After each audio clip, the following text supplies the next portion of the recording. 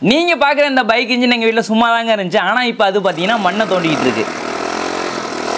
பழைய hero Honda bike இன்ஜினை வச்சு பார்த்தீங்கன்னா நாங்கள் ஒரு எர்த்தாக்கர் வந்து மேக் பண்ணியிருக்கோம். அது மட்டும் இல்லாமல் இதில் இருக்கக்கூடிய ஒவ்வொரு பார்ட்டுமே வந்து பார்த்தீங்கன்னா நம்மளா பண்ணது. அதாவது பார்த்தீங்கன்னா எர்த்தாக்கர் பிட்டு, அதில் இருக்கக்கூடிய கியர் சிஸ்டம் எல்லாமே நம்மளா பண்ணது. ஒரு இன்ஜின் மட்டும் இருந்தால் போதும், ஒரு எர்த்தாக்கர் மேக் பண்ணிடலாம் அப்படின்னு சொல்லிட்டு நம்பினோம். அதையும் வந்துட்டு பண்ணிட்டோம். அதை வந்துட்டு எப்படிலாம் பண்ணோம், அதில் என்னெல்லாம் பிரச்சனை இருந்துச்சு, அதெல்லாம் எப்படி சரி பண்ணோம் அப்படின்றத வாங்க வீடியோக்குள்ள பார்க்கலாம். ஓகே, ஃபர்ஸ்ட் வந்து பார்த்தீங்கன்னா இந்த இன்ஜினை நிற்க வைக்கிறதுக்கு ஏற்ற மாதிரி ஒரு பேஸ் வந்து ரெடி பண்ணிக்கலாம்.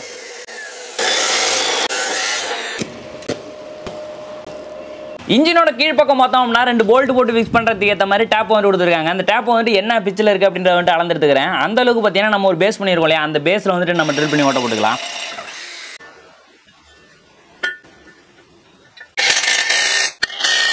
இந்த 2 போல்ட்டோட சப்போர்ட் மட்டும் வந்துட்டு நம்மளுக்கு பத்தாது அப்படின்னு தோணுச்சு. அதனால இன்ஜினோட சைடில் பார்த்தீங்கன்னா நம்மளுக்கு ஹோல்ஸ் கொடுத்துருக்காங்க. அந்த இடத்துல ஒரு போல்ட்டை போட்டுட்டு அங்கேருந்து ஒரு பட்டையை வந்து பார்த்தீங்கன்னா பேஸ் கூட வச்சுட்டு நான் வெல்ட் பண்ணிக்கிறேன்.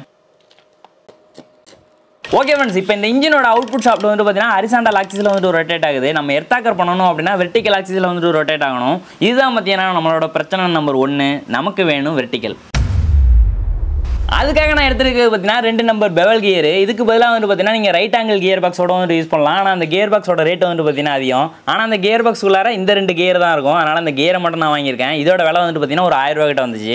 இப்போ நான் அந்த பெரிய கியரை வந்துட்டு பார்த்தீங்கன்னா வெர்டிக்கல் ஆக்சிஸ்லையும், சின்ன கியரை வந்துட்டு பார்த்தீங்கன்னா ஹரிசாண்டல் ஆக்சிஸில் அதே கியருக்கு மேலே வச்சுட்டு சுற்றுறேன். இப்போ அந்த பெரிய கியர் வந்துட்டு பார்த்தீங்கன்னா நம்மளுக்கு வெர்டிக்கல் ஆக்சிஸில் வந்து சுற்றிட்டு இருக்கு. இந்த மாதிரி ரொட்டேஷனோட ஆக்சிஸ் சேஞ்ச் பண்ணுறதுக்கு தான் இந்த கியரை வந்து யூஸ் பண்ணுவாங்க. இப்போ என்ன பண்ணுறோம்னா இந்த கியரை வந்து ஃபிக்ஸ் பண்ணுறதுக்கு ஏற்ற மாதிரி ஒரு ஃப்ரேம் வந்து ரெடி பண்ணிக்கலாம்.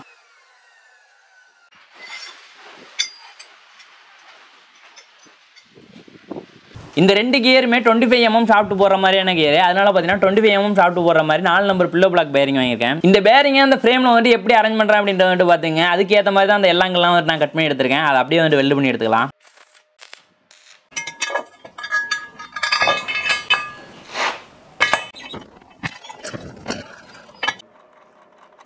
அடுத்ததாக 25 mm ரவுண்ட் ராட் வந்துட்டு பார்த்தீங்கன்னா ஒரு 10 இன்ச் நீளத்துக்கு 2 பீஸ் வந்து கட் பண்ணி எடுத்துக்கிறேன். இப்போ இந்த ராடை எடுத்து அந்த பேரிங் வழியாக வந்து மாட்டிக்கலாம். நம்ம ஹரிசாண்டலாம் வந்து மாட்டோம் இல்லையா, அதில் வந்துட்டு பார்த்தீங்கன்னா சின்ன கேரையும், வெர்டிக்கலாக ஒரு ராடு மாட்ட போகிறோம் இல்லையா, அதில் வந்து பார்த்தீங்கன்னா பெரிய கேரையும் வந்து மாட்டிக்கிறேன்.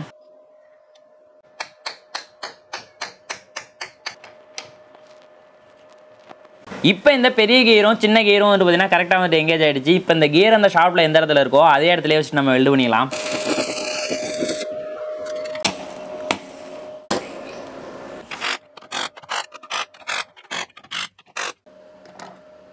இந்த செட்டப் அப்படியே நம்ம பைக் இன்ஜின் கூட செயின் போட்டு தான் வந்து கனெக்ட் பண்ண போகிறோம். அதுக்காக பார்த்தீங்கன்னா ஒரு ஸ்ப்ராக்கெட் எடுத்திருக்கேன். அந்த ஸ்ப்ராக்கெட்டுக்கு ஏற்ற மாதிரி ஒரு ரவுண்டு பிளேட் எடுத்திருக்கேன்.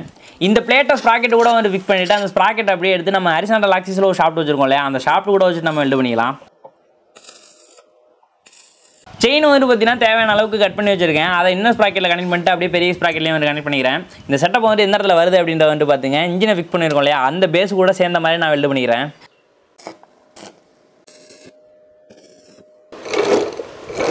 ஓகே ஃப்ரெண்ட்ஸ், இப்போ நம்ம ஹரிசாண்டலாக வரக்கூடிய ரொட்டேஷனை வெர்டிக்கலாக வந்து மாற்றியாச்சு. நம்மளோட முதல் பிரச்சனைக்கு ஊதியாச்சு சங்கு. அடுத்தா நம்மளுக்கு எர்த்தாக்கர் பிட்டு வந்துட்டு தேவை. 6 இன்ச் சைஸுக்கான பிட்டோட ரேட் என்ன அப்படின்னு பார்த்தோம்னா கிட்டத்தட்ட 2000 ரூபா கிட்ட போட்டிருந்தாங்க. சரி, அதையும் நம்மளாவே பண்ணிடலாம் அப்படின்னு சொல்லிட்டு 6 இன்ச்சுக்கான ரவுண்டு பிளேட் வந்துட்டு பார்த்தீங்கன்னா ஒரு 6 நம்பர் எடுத்துக்கிட்டேன். இப்போ இந்த பிளேட்டோட சென்டர் பாயிண்ட் வந்து கண்டுபிடிக்கணும். அதுக்கு இது வந்து பார்த்தீங்கன்னா ஒரு சூப்பரான மெத்தட். ஸ்கேலை வந்து பார்த்தீங்கன்னா அந்த ரவுண்டோட ஒரு கார்னரில் வச்சுக்கிறேன். அதாவது பார்த்தீங்கன்னா ஒரு 12 சென்டிமீட்டருக்கு வச்சுட்டு அதில் அப்படியே வந்து பார்த்தீங்கன்னா ஒரு லைனை போடுறேன். அந்த 12ல் பாதி 6ல் வந்துட்டு பார்த்தீங்கன்னா ஒரு பாயிண்ட் பண்ணிக்கிறேன். 6 சென்டிமீட்டருக்கு மார்க் பண்ணியிருக்கோம் இல்லையா, அந்த இடத்துலேருந்து பிளேட்டோட சென்டர் பக்கம் வந்துட்டு பார்த்தீங்கன்னா ஒரு லைனை வந்து போட்டுக்கிறேன். அடுத்ததான் இந்த லைனோட எண்டிலேருந்து இந்த சைடுக்கு வந்து பார்த்தீங்கன்னா ஒரு 12 சென்டிமீட்டருக்கு வச்சுட்டு ஒரு லைனை போட்டுக்கிறேன். அதுலேயும் பாதி 6 வந்து மார்க் பண்ணிக்கிறேன். இந்த பாயிண்ட்லேருந்து இந்த 2 லைனையும் வந்து ஜாயின் பண்ணோம் அப்படின்னா அந்த கிராஸ் ஆகிருக்கு இல்லையா, இதுதான் கரெக்டான சென்டர். இந்த இடத்துல நான் ஸ்கேல் வச்சு காமிக்கிறேன் பாருங்க, கரெக்டாக 8 சென்டிமீட்டர் இருக்குது. இப்போ இந்த ஆக்கர் பிட்டோட சென்டரில் இருக்குல்லையா, அது வந்துட்டு பார்த்தீங்கன்னா ஆக்கர் ஷாஃப்ட்னு சொல்லுவாங்க. அந்த ஷாஃப்ட்டுக்காக என்ன பண்ண போகிறோம்னா 1.25 இன்ச் இரும்பு பைப் வந்து எடுத்து வச்சிருக்கேன். அந்த பைப்பு இந்த பிளேட்டுக்கு சென்டராக கொஞ்சம் ஃப்ரீயாக போகிற மாதிரி நான் கட் பண்ணி எடுத்துக்கிறேன்.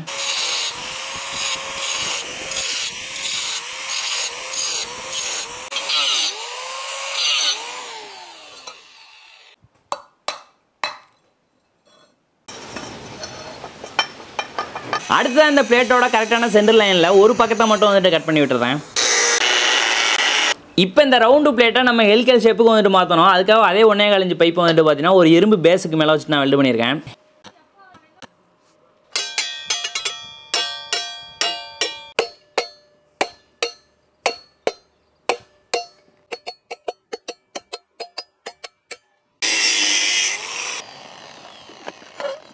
இப்போ நமக்கு வந்து பார்த்தீங்கன்னா அந்த ஹெலிக்கல் ஷேப் வந்து கிடச்சிருக்கு. அது எப்படி இருக்குது அப்படின்றத வந்து பாருங்கள். இதே போல் அந்த 6 நம்பர் பிளேட்டை வந்து தட்டி எடுத்துக்கிறேன். இப்போ நான் வந்து பார்த்தீங்கன்னா ஒரு 3 அடி நீளத்துக்கு 1.5 இன்ச் இரும்பு பைப் வந்து எடுத்து வச்சிருக்கேன். அதை வந்து பார்த்தீங்கன்னா ஒரு இரும்பு பேஸுக்கு மேலே வச்சு நான் வெல்ட் பண்ணிக்கிறேன். இப்போ ஒரு பிளேட்டை வந்து பார்த்தீங்கன்னா அந்த பைப்போட எண்டில் வச்சு நான் வெல்ட் பண்ணிக்கிறேன். அடுத்தடுத்த பிளேட்டை அந்த பிளேட்டோட சேர்ற மாதிரி வச்சு நான் வெல்ட் பண்ணிக்கிறேன்.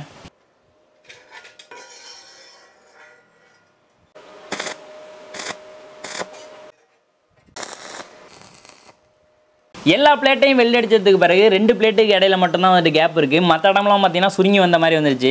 ஆனால் நம்மளுக்கு இந்த இடத்துல வந்துட்டு கேப் வேணும். அந்த கேப்பை கொடுக்குறதுக்கு கையால் பிடிச்சி இழுத்தோம் அப்படின்னாலும் இழுக்க முடியல. அதே நேரத்தில் ஒரு பைப்பு கொடுத்துட்டு கீழே அழுத்தணும் அப்படின்னாலும் நம்மளால் அழுத்த முடியல. ஏன்னா அந்த பிளேட் வந்துட்டு ரொம்பவே வந்து ஸ்ட்ராங்காக இருக்குது. இதுதான் பார்த்தீங்கன்னா நம்மளோட பிரச்சனை நம்பர் 2. நமக்கு வேணும் கேப்பு. அதுக்கு என்ன பண்ணுறேன்னா ஒரு சின்ன ரவுண்டு பைப்பில் 2 பக்கம் பார்த்தீங்கன்னா பிளேட் வச்சுட்டு வெல்ட் பண்ணியிருக்கேன். இதை எடுத்து நம்மளோட ஆக்கர் ஷாப்ட் இருக்கு இல்லையா, அது வழியாக வந்துட்டு மாட்டிக்கிறேன். அடுத்ததாக பார்த்தீங்கன்னா லெங்தான போல்ட் வந்து ஒரு 2 நம்பர் எடுத்து வச்சிருக்கேன். இந்த போல்ட்டை வந்து பார்த்தீங்கன்னா ஆக்கருக்கு பிளேடு வச்சிருக்கோம் இல்லையா, அந்த பிளேடுக்கு மேலே வச்சு நான் வெல்ட் பண்ணிக்கிறேன். இந்த பைப் வந்து நகராமல் இருக்கிறதுக்காக ஒரு பிளேட்டை வச்சுட்டு வெல்ட் பண்ணிக்கிறேன். இப்போ இந்த 2 நம்பர் போல்ட்டோட நட்டை வந்து டைட் பண்ணோம் அப்படின்னா நம்மளுக்கு கேப்பு கொடுத்துரும் அப்படின்ற ஒரு நம்பிக்கை. என்ன நடக்குது அப்படின்றத பார்க்கலாம்.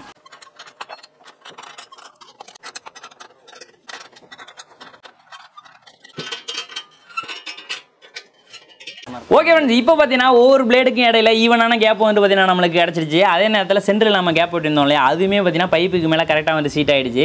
அப்படியே நம்ம வந்து வெல்ட் பண்ணி எடுத்துக்கலாம்.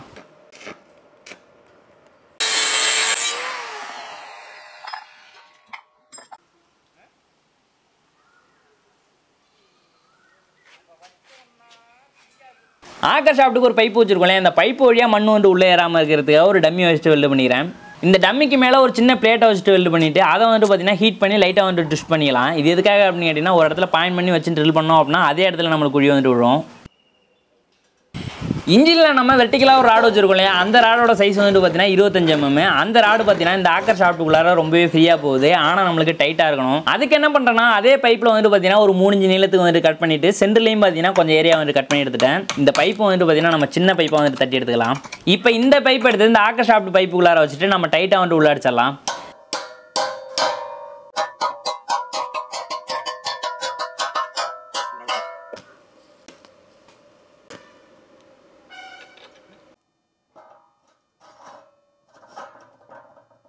நார்மலாக எர்த்தாக்கர் வந்து பார்த்தீங்கன்னா கைனால் தூக்கி வந்து ட்ரில் பண்ணுவாங்க பார்த்துருப்பீங்க. அதே போல் இந்த பைக் இன்ஜினை தூக்கி பண்ணணும் அப்படின்னா ரொம்பவே கஷ்டம். ஏன்னா ரொம்பவே வெயிட்டாக இருக்குது. நீங்கள் தூக்கும்போது வெயிட்டை ஃபீல் பண்ணக்கூடாது அப்படின்னா இதுதான் பார்த்தீங்கன்னா பிரச்சனை நம்பர் 3.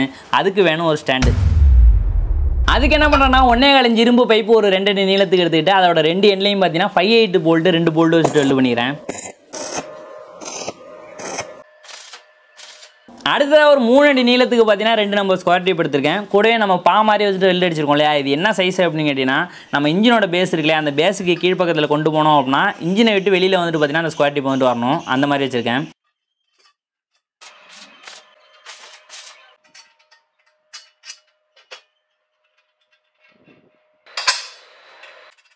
இப்போ என்ன பண்ணியிருக்கேன்னா இன்ஜினை தூக்கி அந்த மாதிரி இருக்குல்லையா அதுக்கு மேலே வச்சோம் அப்படின்னா இன்ஜின் வந்து ஃப்ரீயாக மூவ் ஆகிற மாதிரி இருக்கணும். அடுத்ததாக 1.25 இன்ச் ஸ்கொயர் டேப்பில் வந்து பார்த்தீங்கன்னா பைக்கோட பிரேக் லிவர் வர மாதிரி வந்து நான் கனெக்ட் பண்ணி எடுத்திருக்கேன். அது ரெண்டையும் வந்து பார்த்தீங்கன்னா 2 ஸ்கொயர் டேப்போட எண்ட்லையும் வச்சு நான் வெல்ட் பண்ணிக்கிறேன். அவ்வளோதாங்க, நமக்கு இப்போ ஸ்டாண்ட் ரெடி ஆகிடுச்சு. இந்த ஸ்டாண்டை வந்து ஒரு இடத்துல இன்னொரு இடத்துக்கு ஈஸியாக நகர்த்தணும் அப்படின்றதுக்காக 2 நம்பர் வீல் வந்து எடுத்து வச்சிருக்கேன். அந்த வீலை வந்து பார்த்தீங்கன்னா அந்த 5/8 போல்ட் வச்சுருக்கோம் இல்லையா, அந்த போல்ட்டில் வந்து மாட்டிக்கலாம். இந்த மாதிரி ட்ராலி டைப்பில் எர்த்தாக்கர் வந்து பார்த்துருப்பீங்க. அதில் வந்து பார்த்தீங்கன்னா சிங்கிள் வீல் தான் வந்து போட்டிருப்பாங்க. அந்த இன்ஜினை நீங்கள் எப்படி வேணாலும் சார்ஜ் வைக்கலாம். ஆனால் நம்ம பைக் இன்ஜினை எங்கேயாவது சார்ஜ் வச்சோம் அப்படின்னா பெட்ரோல்லாம் ஓவர்ஃப்ளோ ஆகும். இந்த மாதிரி நிறைய பிரச்சனை இருக்குது. அதனால் பார்த்தீங்கன்னா 2 வீல் வந்து போட்டுக்கிட்டோம். இப்போ இன்ஜினை தூக்கிட்டு நம்ம மாதிரி வச்சுருக்கோம் இல்லையா, அந்த இடத்துல அந்த இன்ஜினோட பேஸ் வர மாதிரி வச்சுட்டு நம்ம வெல்ட் பண்ணிக்கலாம்.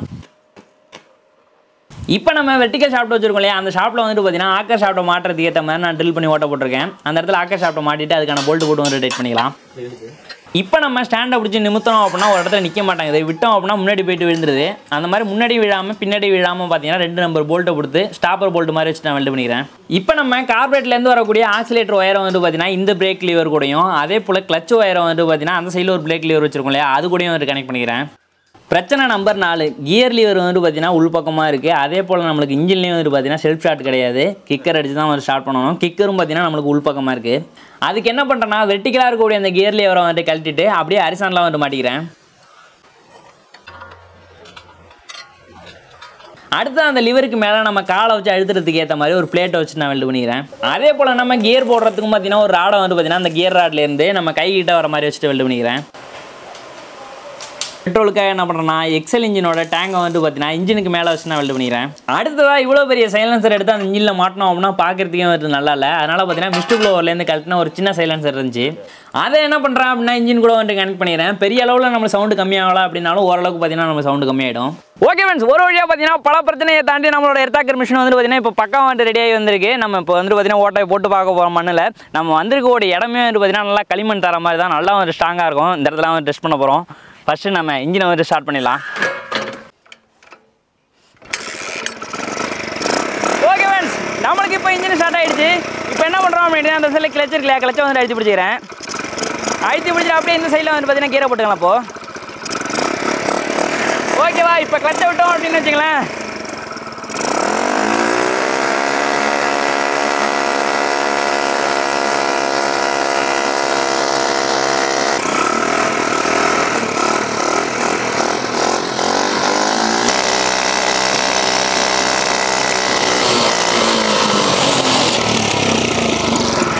மக்களே, இந்த இடத்துல நம்மளுக்கு ஏதோ கல் இருக்குது, இன்ஜினில் எதுவும் பிரச்சனை இல்லை, கல் இருக்குன்னு தான் நினைக்கிறேன். கையோட விட்டு செக் பண்ணிக்கலாம், ஏன்னா அதுக்கு மேலே சுத்தமாக இறங்கவே இல்லைங்க. குழி நம்மளுக்கு பர்ஃபெக்டாக இருக்குங்க. உள்ளே பார்த்தா ஏதோ பாறாங்கல் மாதிரி இருக்குது பெருசாக, அதான் அதை தாண்டி வந்து சுத்தமாக வந்து இறங்கவே இல்லை. நம்ம இப்போ வேறு இடத்துல வந்து ட்ரை பண்ணி பார்க்கலாம்.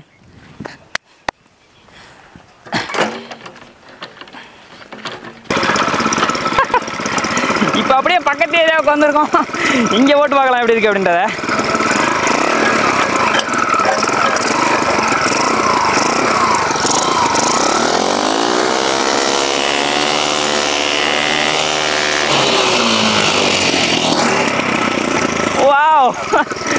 வேற லெவலுங்க.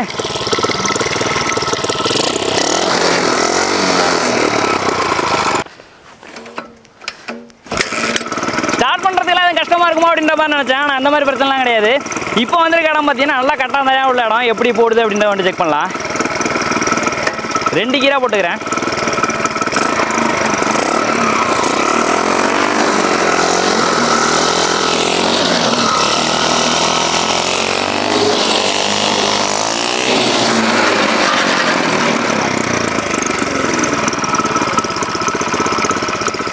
எந்த பிரச்சனையுமே இல்லைங்க, வேறு லெவலில் போடுது. கட்டாந்த களிமண் எங்கே வேணாலும் போட்டு அடிக்கலாம்.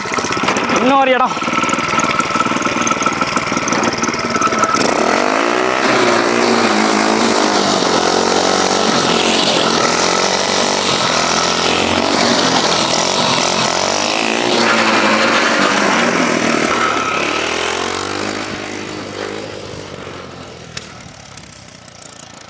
ப்ரோ, இங்கே ஒன்று போடு. வர்றேன். ஓகே,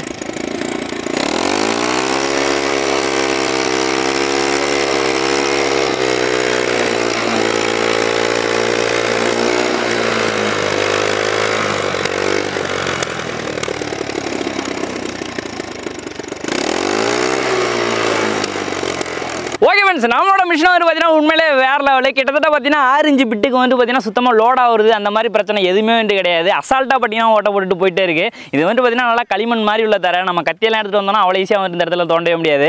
இந்த மிஷின் வந்துட்டு இவ்வளோ டார்க் இருக்கிறதுனால 6 இன்ச்சுன்னு கிடையாது, 8, 9, 10, 12 கூட போடலாம் அப்படின்னு தான் நினைக்கிறேன். ஆனால் அந்த பிட்டு வந்துட்டு நம்மள்ட்ட இல்லை. நம்மளோட இந்த மிஷினில் ஒரு சின்ன ட்ராபேக் என்ன அப்படின்னு கேட்டிங்கன்னா, நம்ம மிஷினை வந்து கொஞ்சம் தூக்கி ஹேண்டில் பண்ணுறதுக்கு தான் கொஞ்சம் வந்துட்டு பார்த்தீங்கன்னா கஷ்டமாக இருக்க மாதிரி இருக்குது. ஏன் அப்படின்னு கேட்டிங்கன்னா, நம்ம இன்ஜினோட வெயிட் அதுவுமே பார்த்தீங்கன்னா கொஞ்ச நாள் நீங்கள் வந்துட்டு தூக்கிட்டு போய் ஓட்டையெல்லாம் போடுறீங்க அப்படின்ற பட்சத்தில் அதுவுமே பார்த்தீங்கன்னா உங்களுக்கு வந்துட்டு பழகிடும். அது ஒரு பெரிய பிரச்சனை கிடையாது.